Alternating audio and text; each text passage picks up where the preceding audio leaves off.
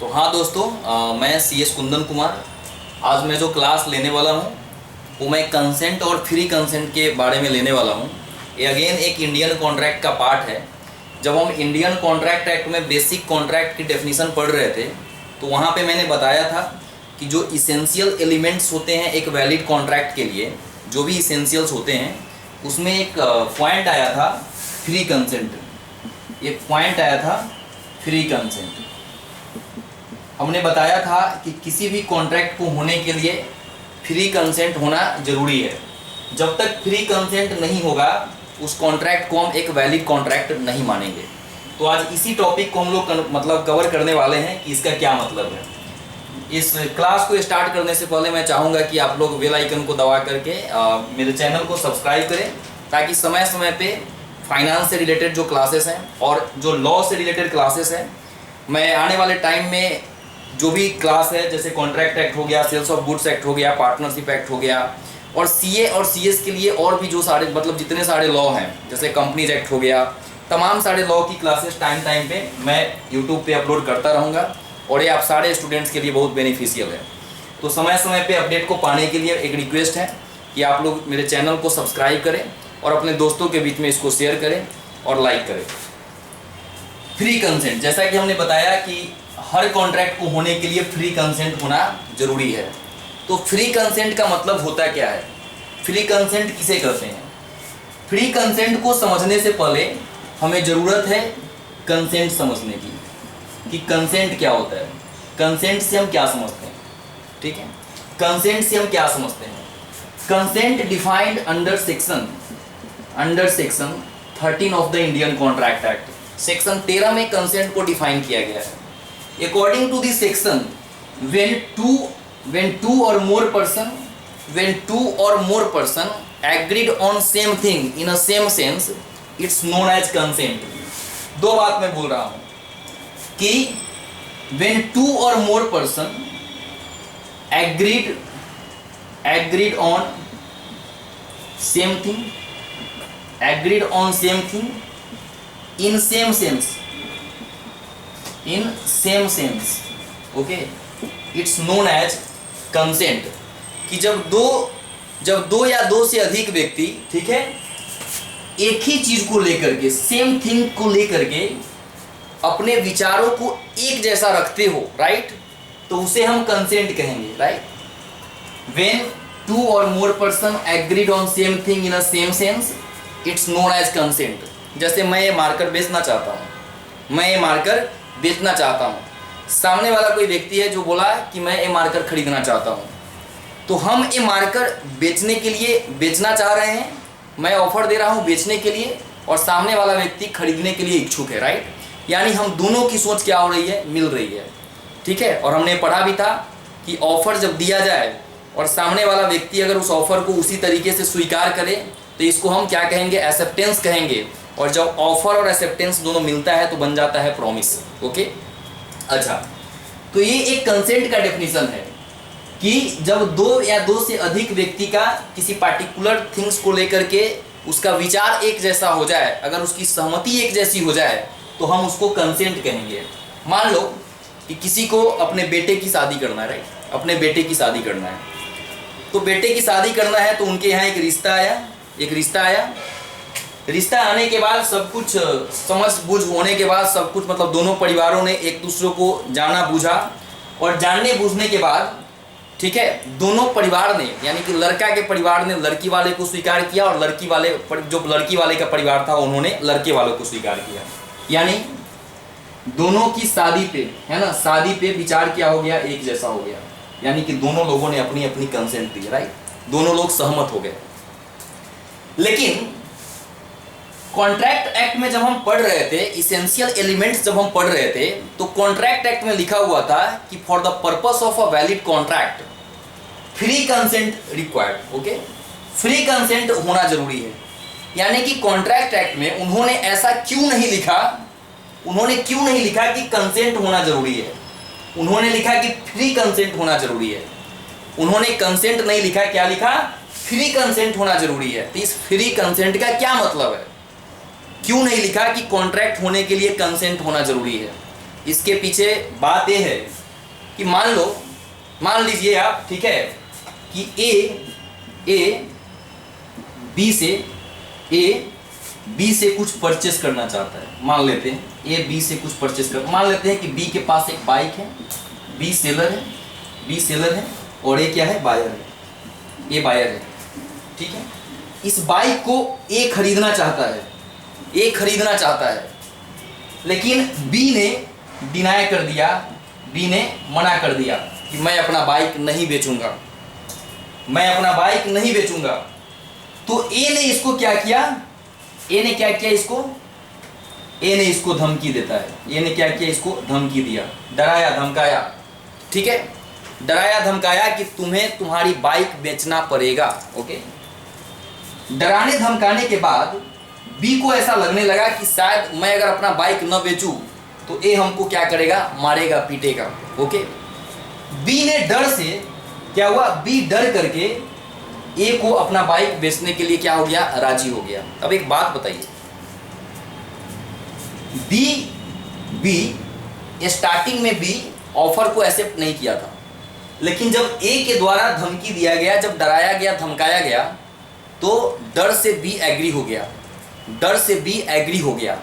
यानी डराने धमकाने के बाद बी ने कंसेंट जरूर दिया, बी ने क्या किया, कंसेंट दिया, सहमति जताई कि ठीक है मैं अपनी बाइक बेचूंगा।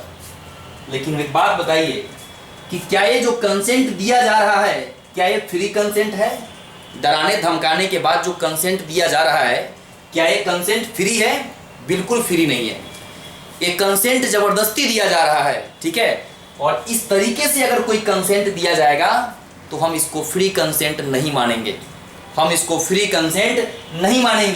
और जब तक कंसेंट फ्री नहीं होगा तब तक वो कॉन्ट्रैक्ट कभी वैलिड नहीं हो सकता है। तो हमने ये देखा कि कॉन्ट्रैक्ट एक्ट में सेक्शन 13 में डिफाइन किया गया है कंसेंट को, and according to this section consent means when 2 or more person agreed on same thing in a same sense, it's known as consent। अब है कि फ्री कंसेंट का क्या मतलब है, ये तो हमने देख लिया कि क्यों कॉन्ट्रैक्ट एक्ट में लिखा है फ्री कंसेंट होना जरूरी है। फ्री कंसेंट इसलिए लिखा गया है कि आप किसी से कॉन्ट्रैक्ट करवाने के लिए जोर जबरदस्ती नहीं कर सकते हैं। जो भी व्यक्ति कॉन्ट्रैक्ट करेगा वो वॉलेंट्री करेगा, वो अपने मर्जी से कॉन्ट्रैक्ट करेगा। अच्छा, तो सेक्शन 13 डिफाइन कंसेंट, एंड इसके जस्ट आगे वाला जो सेक्शन है section 14 define free consent. Section 14 में फ्री कंसेंट को डिफाइन किया गया। कैसे डिफाइन किया गया फ्री कंसेंट को? फ्री कंसेंट को निगेटिवली डिफाइन किया गया है, यानी कि इसमें लिखा गया है कि किन किन चीज़ों को फ्री कंसेंट नहीं मानेंगे, ठीक है, यानी कि उन चीज़ों को छोड़ करके बाकी सब फ्री कंसेंट माना जाएगा। जैसा कि अगेन हम इसेंशियल्स ऑफ वैलिड कॉन्ट्रैक्ट में एक पॉइंट पढ़े थे, हम लोग एक टर्म पढ़े थे, हम क्या पढ़े थे कि the person must be competent to make the contract. Again who can be a competent person to make the contract. Okay, इसको भी निगेटिवली डिफाइन किया गया था, यानी कि कौन कॉम्पिटेंट होगा उसे डिफाइन नहीं किया गया था, निगेटिवली डिफाइन किया गया था कि ये लोग कॉम्पिटेंट नहीं होंगे, जिसमें कौन सब था, minor, insolvent, unsound and the person disqualified under any law. Okay, in a same way the free consent defined in negative term in section 14। Free consent को भी निगेटिवली डिफाइन किया गया, बोला गया कि इन चीज़ों को फ्री कंसेंट नहीं माना जाएगा, उसको छोड़ करके बाकी चीज़ों को फ्री कंसेंट माना जाएगा। क्या है फ्री कंसेंट का डेफिनेशन, देखते हैं हम लोग आगे। Free consent define as the consent देखते हैं क्या है फ्री कंसेंट का मतलब क्या है। फ्री कंसेंट, द कंसेंट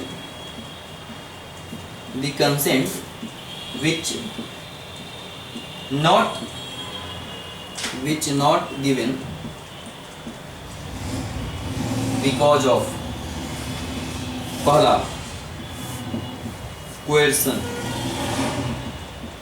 दूसरा undue influence,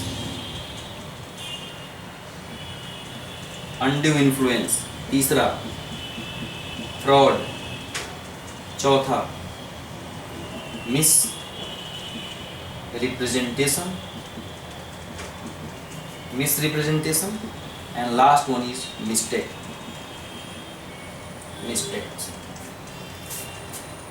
the consent which not given because of, right, यानी कि अगर कोई कंसेंट इन कारणों से दिया जाए तो उसको फ्री कंसेंट नहीं माना जाएगा।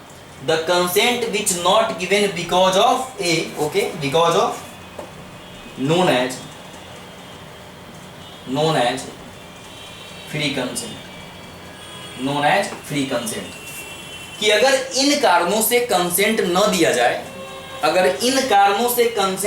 दिया जाए, तो हम इसको फ्री कंसेंट मानेंगे। क्या मानेंगे? फ्री कंसेंट मानेंगे। अच्छा, हमने क्या बताया था पहले ही कि ये निगेटिवली डिफाइन किया गया है, नॉट लगा रहा है, निगेटिवली डिफाइन है। The consent which not given because of coercion defined under section 15 of the Indian contract act, ये सब सीरियली है। सेक्शन 16, सेक्शन 17, फिर क्या है सेक्शन 18, ठीक है। यहाँ पे सेक्शन 18 के बाद 19 भूल जाना है आपको। क्या याद रखना है? एक सेक्शन छोड़ करके 20, 21 एंड 22, ठीक है। तो ये प्रोविजन है, इसी को हमको आज कवर करना है कि कंसेंट और फ्री कंसेंट का मतलब क्या है। तो कंसेंट हमने पढ़ लिया, अब हम फ्री कंसेंट पढ़ रहे हैं कि the consent which not given because of coercion, undue influence, fraud, misrepresentation, mistake, known as free consent. कि अगर कोई कंसेंट इन कारणों से, मतलब इस पांचों कारणों से न दिया जाए तो हम इसको फ्री कंसेंट मानेंगे। यानी कि अगर इन कारणों से कोई कंसेंट दिया गया तो हम इसको फ्री कंसेंट नहीं मानेंगे। अच्छा, अब हम इसमें से एक एक टर्म को क्या करते हैं, डिस्कस करते हैं। आप लोग इसको नोट डाउन कर लो, ठीक है। फिर हम पढ़ेंगे कि कोएर्सन का मतलब क्या है, अनड्यू इन्फ्लुएंस का मतलब क्या है, मिसरिप्रेजेंटेशन का मतलब क्या है और मिस्टेक क्या है। थोड़ा सा हाईलाइट लेते हुए आज हम इस लेसन को फिर समाप्त करेंगे। अब इसमें पहला जो पॉइंट है कोएर्सन है, जो सेक्शन 15 में डिफाइन किया गया है कोएर्सन, ठीक है। कोएर्सन डिफाइन किया गया है। अब इसमें क्या है, कोएर्सन का मतलब क्या होता है देखते हैं हम लोग। अब इसको मैं मिटाता हूं।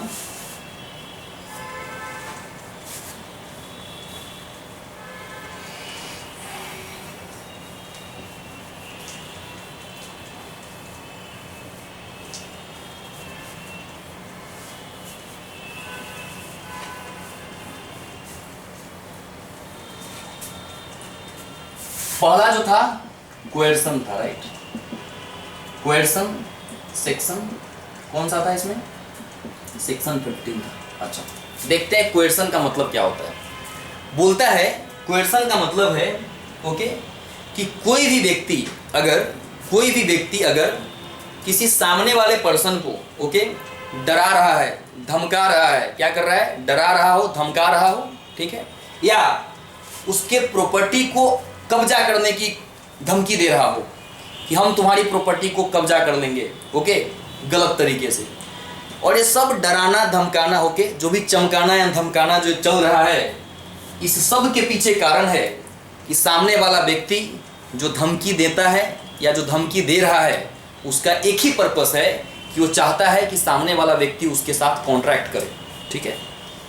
बोलता है कि अगर आईपीसी का जो सेक्शन 45 है, इंडियन पिनल कोड का जो सेक्शन 45 है, अगर as per section 45 of the Indian penal code 1860, okay, कोई भी ऐसा काम जिसको दंडनीय अपराध माना गया है, चोरी करना, डकैती करना, रेप करना, किडनैप करना, ठीक है, अगर इस तरह की धमकी हम किसी को देते हैं कि अगर आप मेरे साथ कॉन्ट्रैक्ट नहीं करोगे तो मैं आपको किडनैप कर लूंगा, अगर आप मेरे साथ कॉन्ट्रैक्ट नहीं करते हैं तो हम क्या करेंगे, आपके घर में डकैती करवा देंगे, ठीक है, अगर आप हमारे साथ कॉन्ट्रैक्ट नहीं करते हैं तो हम आपको मारेंगे, पीटेंगे, जान से मार देंगे।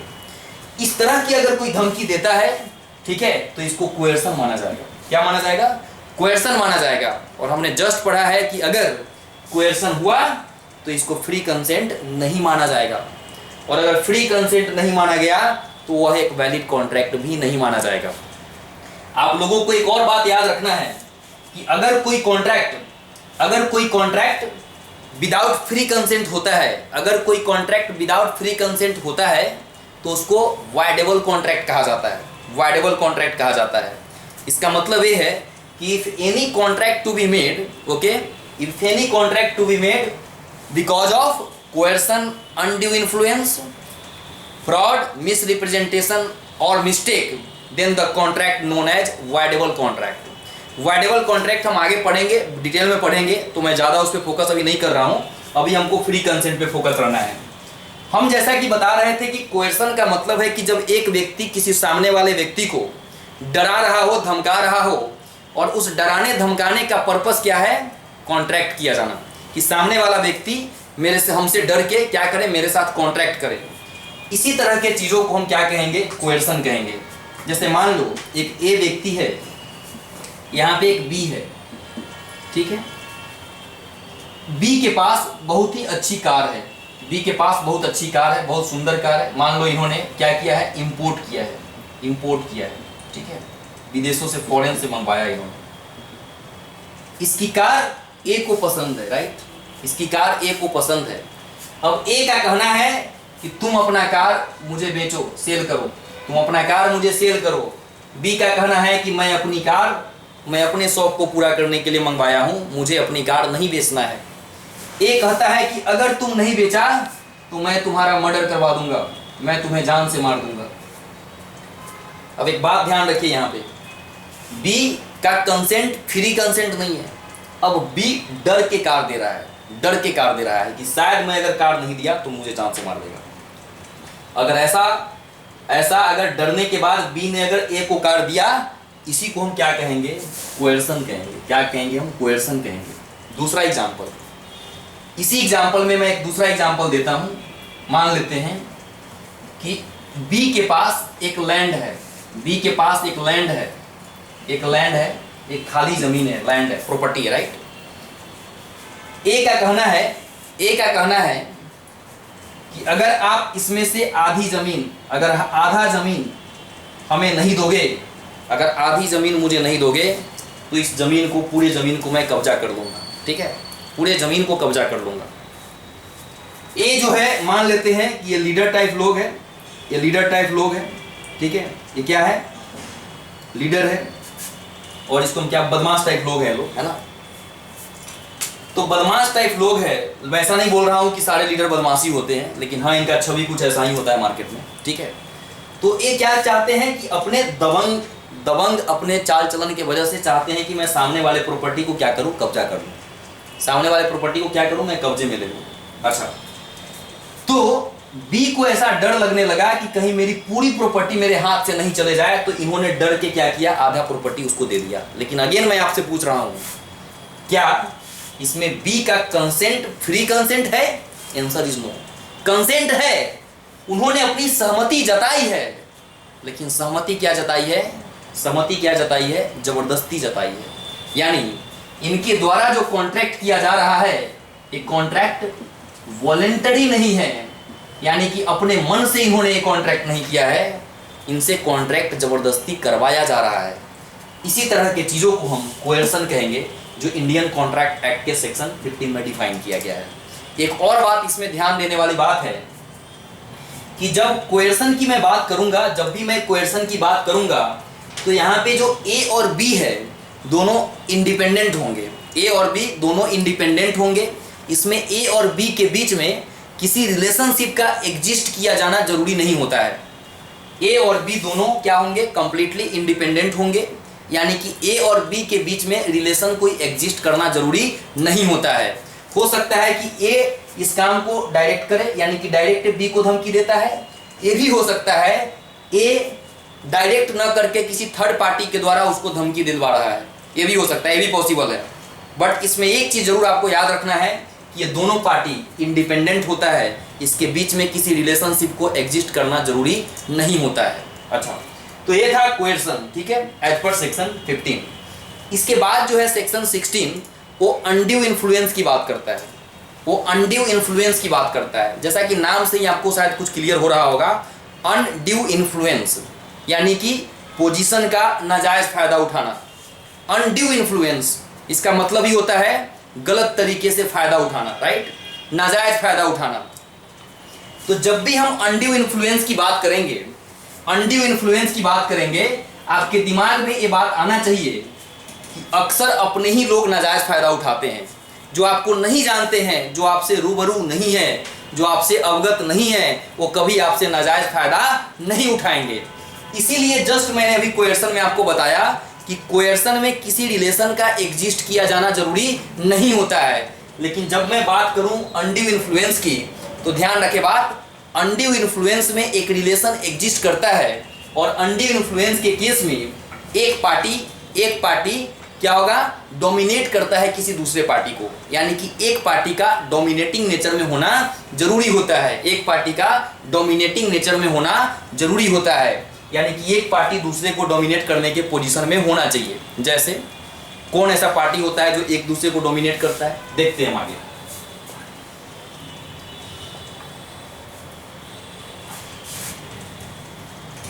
दूसरा हम पढ़ रहे हैं, दूसरा जो पॉइंट था हमारा वो था अनड्यू इन्फ्लुएंस।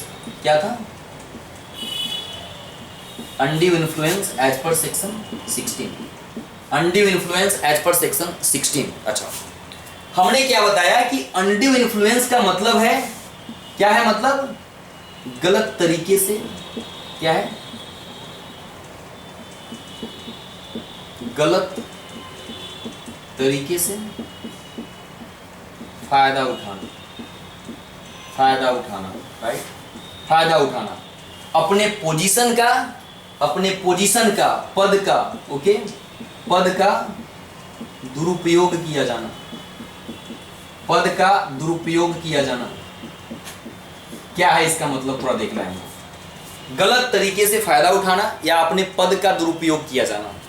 हमने बताया कि अनड्यू इन्फ्लुएंस का मतलब यही होता है, अनड्यू इन्फ्लुएंस का मतलब यही होता है। और ध्यान रखिए बात, अगर ऐसा हुआ तो उस कॉन्ट्रैक्ट को वैलिड कॉन्ट्रैक्ट नहीं माना जाएगा।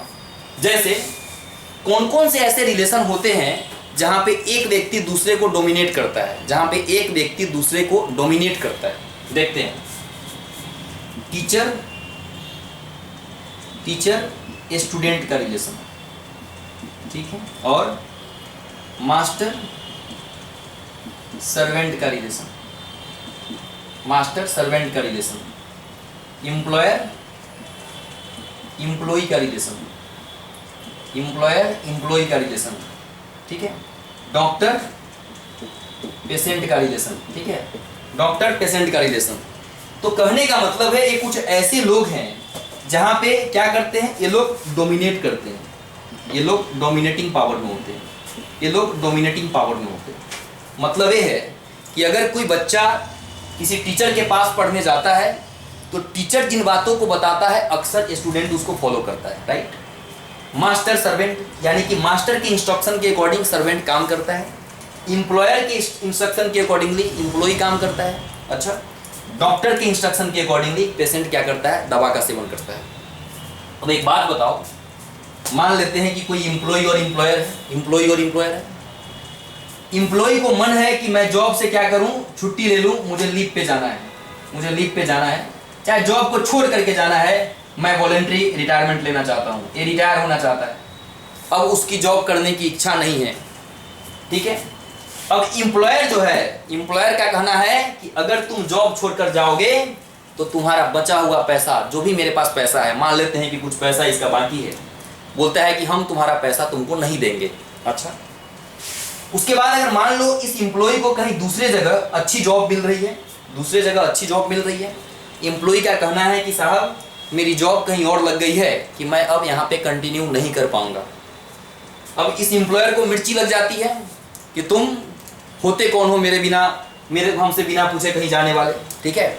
और ऐसे केस में इन्होंने क्या किया, कहा कि तुम अगर मेरे यहाँ से छोड़ के जाओगे तो हम तुम्हारे अगेंस्ट में सूट फाइल कर देंगे, हम तुम्हारे अगेंस्ट में मुकदमा दायर कर देंगे। ऐसे बहुत सारे लोग मार्केट में मिलेंगे आपको जो आपको बहुत धमकाते हैं, ठीक है। शायद वो कभी पुलिस का मुंह नहीं देखे हो, लेकिन आपको बार बार पुलिस का क्या है, पुलिस का धमकी देंगे कि आप ऐसा अगर करेंगे तो मैं आपके अगेंस्ट में सूट फाइल कर दूंगा। ऐसा वो इसलिए बोलते हैं क्योंकि उनकी लॉ की जानकारी नहीं होती है, ऐसे अनपढ़ और गवार लोग होते हैं। तो अगर वो ऐसा करता है, ध्यान रखे बात, अगर वो ऐसा करता भी है, अगर डराता धमकाता भी है, तो ध्यान रखे बात, एम्प्लॉई आज़ाद है, ये आज़ाद है, ये छोड़ के जा सकता है, क्योंकि कॉन्स्टिट्यूशन फंडामेंटल राइट में हमको राइट टू फ्रीडम देता है as per article 19 of the Indian constitution. हमें अधिकार है कि मुझे जहां मन होगा हम अपने हिसाब से जॉब कर सकते हैं, हम अपने हिसाब से अपना पद स्थापित कर सकते हैं। मुझे right of trade and commerce, इन सब चीज़ों की आज़ादी मुझे इंडियन कॉन्स्टिट्यूशन देता है और मेरा फंडामेंटल राइट है। तो मतलब ये है कि अगर एम्प्लॉयर डोमिनेटिंग पोजीशन में है तो ये अपने पद का गलत तरीके से उपयोग नहीं कर सकता है, और अगर ये करेगा, मान लो अगर इसने डराया धमकाया और इसके वजह से एम्प्लॉय डर गया और 6 महीने तक इसके साथ कंटिन्यू किया, 6 महीने तक इसके साथ कंटिन्यू किया और एम्प्लॉयर ने इसका क्या किया, शोषण किया, ठीक है, मान लो इसको हैरास किया। ऐसे केस में इस एम्प्लॉय को अधिकार है कि इस एम्प्लॉयर के अगेंस्ट में वो सूट फाइल कर सकता है, और सूट फाइल करने के बाद इसको कंपेंसेशन दिया जाएगा, इसको मुआवजा दिया जाएगा, ये इसको अधिकार है। यानी कि जो टर्म्स एंड कंडीशन दोनों के बीच में बन रहा था ये वाइडेबल था। क्या था ये? वाइडेबल था, यानी कि अगर एम्प्लॉय चाहे तो सूट फाइल करके किसके अगेंस्ट में, एम्प्लॉयर के अगेंस्ट में सूट फाइल करके इस तरह के टर्म्स एंड कंडीशन को कंप्लीटली क्या करे, खत्म कर दे। क्यों? क्योंकि इसका लीगल एग्जिस्टेंस होता ही नहीं है। आप इस तरीके से किसी को मजबूर करा करके काम नहीं कर सकते हैं। एक और मैं एग्जांपल बताता हूं डॉक्टर एंड पेशेंट की, राइट, डॉक्टर एंड पेशेंट की। सपोज कीजिए कि किसी की तबीयत बहुत ज़्यादा खराब है, किसी की तबीयत बहुत ज़्यादा खराब है। जैसे ही वो हॉस्पिटल में जाता है, डॉक्टर साहब के जो भी स्टाफ थे, वहाँ के स्टाफ कुछ ऐसा रिएक्शन करते हैं कि अरे साहब आपका तो गरीमत था कि आप बड़े अच्छे समय पे हॉस्पिटल आ गए, शायद 5 मिनट लेट होता तो आपका पेशेंट शायद नहीं रहता इस दुनिया में, शायद अपना वो जीवन से हाथ धो लेता। कुछ इस तरीके से इस पेशेंट के साथ किया गया, उसके परिजनों के साथ कुछ इस तरीके से बिहेव किया गया डॉक्टर और डॉक्टर के स्टाफ के द्वारा कि उसके पेशेंट तो मान लो होशी अवस्था में नहीं है, मान लो बेहोश है, लेकिन उसके जो परिजन थे बहुत डर गए। और इन सब चीज़ों का तमाशा, इन सब चीज़ों के पीछे जो कारण था बस इतना था कि हम उनके परिजन को इतना डरा दे कि मैं बाद में जितना भी डिमांड करूं पैसा का, वो क्या करे, उतना पैसा देने के लिए तैयार हो जाए।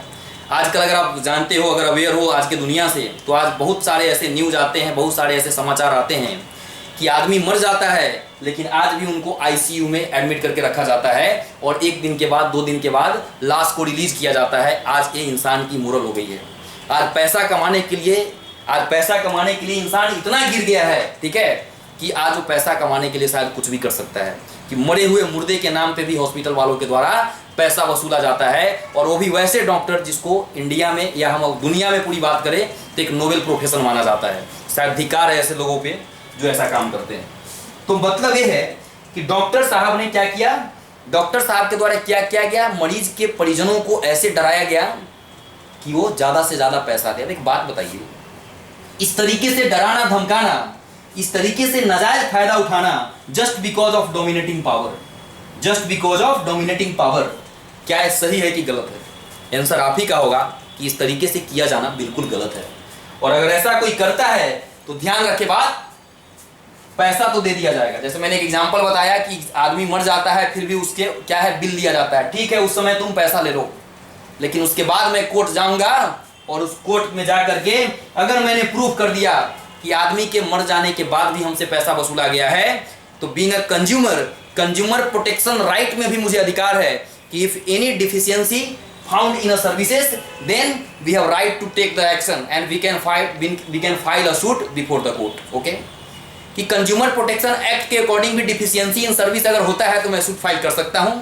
दूसरा बात है, एज पर इंडियन कॉन्ट्रैक्ट एक्ट, अगर ऐसा कोई कॉन्ट्रैक्ट मेरे साथ करता है तो इस कॉन्ट्रैक्ट को वाइडेबल करार देने का अधिकार मेरे पास है और मैं कोर्ट जाकर के इसकी वैलिडिटी पे क्वेश्चन उठा सकता हूं, और इस तरह का क्या होगा, कॉन्ट्रैक्ट इनवैलिड हो जाएगा और हमसे जो भी गलत तरीके से पैसे वसूले गए हैं, इस क्या होगा, इस पैसे को भी आपको वापस करना पड़ेगा। टीचर और स्टूडेंट की मैं बात कर रहा था, टीचर और स्टूडेंट। आप लोग अपना बचपन थोड़ा याद करो कि एक बचपन में आप वैसे टीचर के पास पढ़ रहे हैं, ठीक है, वैसे टीचर के पास आप कोचिंग करते हैं जो टीचर आपके स्कूल में भी पढ़ाते हैं। आप उन टीचर के पास कोचिंग करते हैं, क्लास करते हैं जो टीचर आपके स्कूल में भी पढ़ाते हैं, राइट। तब वैसे बच्चों को स्कूल में नंबर बड़ा अच्छा आता है, राइट। नंबर इसलिए अच्छा आता है क्योंकि मास्टर साहब को बैक साइड से भी कुछ मिलता है, उनको रोजगार मिलता है। जो बच्चे उन टीचर के पास, यानी कि जो स्कूल में उनके शिक्षक है, जो टीचर है, उनके पास न पढ़ के अगर कहीं और पढ़ते हैं तो भले ही वो पढ़ने में अच्छे हो लेकिन उनको नंबर अच्छा नहीं मिलता है। ठीक है, ये आज का एजुकेशन सिस्टम है, आज का पॉलिसी है कि सारे गुरुजनों के लिए आज उद्देश्य केवल पैसा कमाना रह गया है ना।